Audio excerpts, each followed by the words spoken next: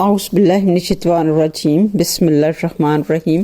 سورۃ بقرہ آیت نمبر 22، ترجمہ اور مختصر تفسیر کو دیکھتے ہیں۔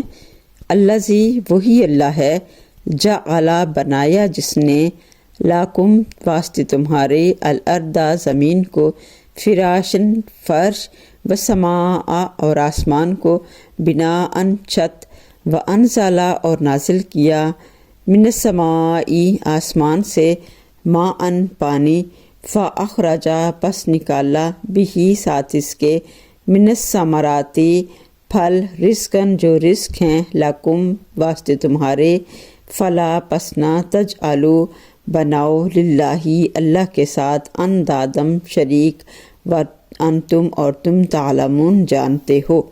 وہی اللہ ہے جس نے تمہارے لیے زمین کو بچھونا بنایا اور آسمان کو چھت، اور آسمان سے پانی برسایا، پھر اس سے تمہارے لیے طرح طرح کے پھل پیدا کیے جو تمہارے لیے رزق ہیں، بس تم اللہ کے ساتھ کسی کو شریک نہ ٹھہراؤ، حالانکہ تم جانتے ہو۔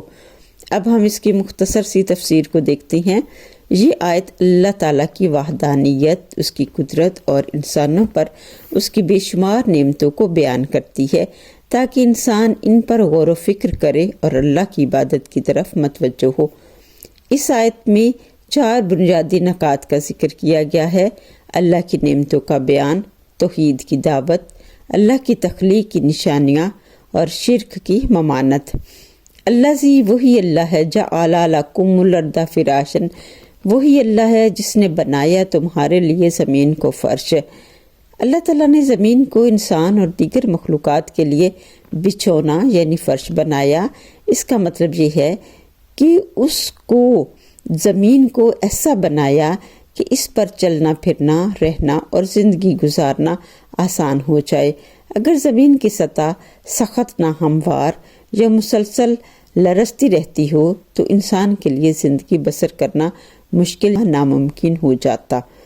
وسماء بناء، اور آسمان کو چھت بنایا۔ آسمان کو چھت قرار دینا اس بات کی علامت ہے کہ یہ ایک مضبوط اور محفوظ ڈھانچہ ہے۔ آسمان کی وسعت، سورج، چاند، ستارے اور اس کے اندر موجود نظام شمسی سب اللہ کی قدرت کی نشانیاں ہیں۔ آیت نمبر 6 اور 7 میں اللہ عز و جل فرماتے ہیں: علم نجعل الارض مہادا، کہ ہم نے زمین کو فرش نہیں بنایا، والجبال اوتادا، اور پہاڑوں کو میخوں کی طرح نہیں گاڑ دیا۔ انسان کو غور و فکر کرنے کے لیے دلائل دیے گئے ہیں تاکہ انسان اعلیٰ اقدار کو اپنائے، حق و باطل میں فرق کرے، اپنے خالق اور مالک کو پہچانے اور حق اس کے ذہن نشین ہو جائے۔ سورۃ الغاشیہ آیت نمبر 17 سے لے کر 20 تک اللہ تعالیٰ فرماتے ہیں: افلا ینظرون الی الابل، کیا وہ نہیں دیکھتے اونٹ کی طرف، کیف خلقت، کیسے پیدا کیا، والی السماء، اور آسمان کی طرف، کیف رفعت، کیسے آسمان کو بلند کیا۔ کیا وہ اونٹ کی طرف نہیں دیکھتے کہ اسے کیسے پیدا کیا گیا، اور آسمان کی طرف کہ اسے کیسے پیدا کیا گیا ہے۔ انسان کو کائنات میں غور و فکر کی طرف متوجہ دلانے کے لیے اللہ عز و جل مختلف مخلوق کی تخلیق کا حوالہ اور دلائل کے ذریعے انسان کو غور و فکر کرنے کی طرف دعوت دے رہے ہیں، تاکہ وہ اپنی تخلیق پر غور و فکر کرے اور کائنات میں دیگر مخلوق جو اللہ نے پیدا کی ہے ان کی تخلیق پر غور و فکر کرے اور رب العزت کی عبادت میں دل لگائے۔ وَأَنزَلَ مِنَ السَّمَاءِ، اور نازل کیا آسمان سے، ماء پانی، فَأَخْرَجَ بِهِ مِنَ الثَّمَرَاتِ رِزْقًا لَكُمْ، اور اس کے ذریعے مختلف اقسام کے پھل، اناج اور خوراک اگاتا ہے جو انسانوں اور تمام مخلوقات کے لیے رزق ہیں۔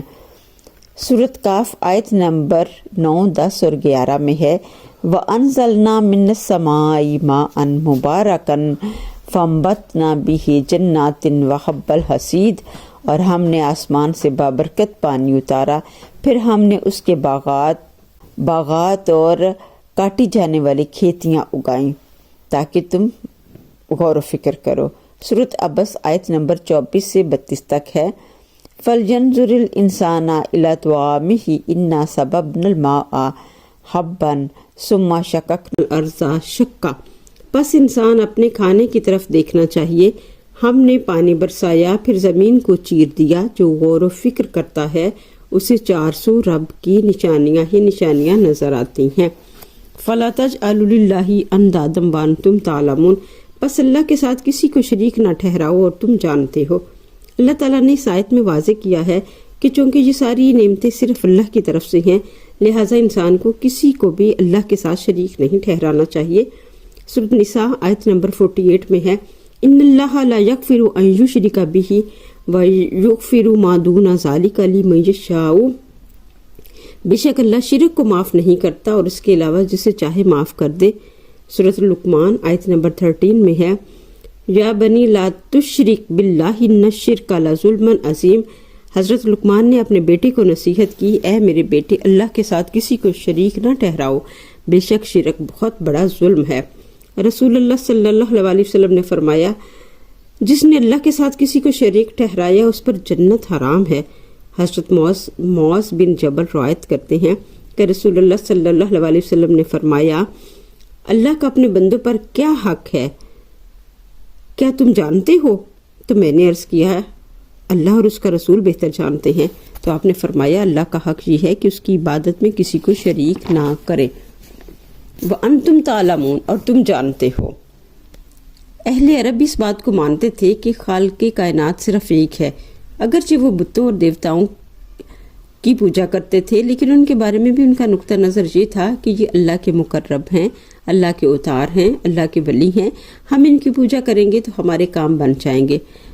تو اللہ تعالیٰ فرما رہے ہیں کہ تم جانتے ہو، وَأَنْتُمْ تَعْلَمُونَ، اور تم جانتے ہو کہ اللہ ایک ہے، تو پھر کیوں اس کے ساتھ کسی کو شریک ٹھہراتے ہو؟ اس معاملے میں نبی کریم صلی اللہ علیہ وسلم کا رویہ بہت محتاط تھا. ایک بار کسی نے آپ صلی اللہ علیہ وسلم سے کہہ دیا، جو آپ چاہیں اور جو اللہ چاہے.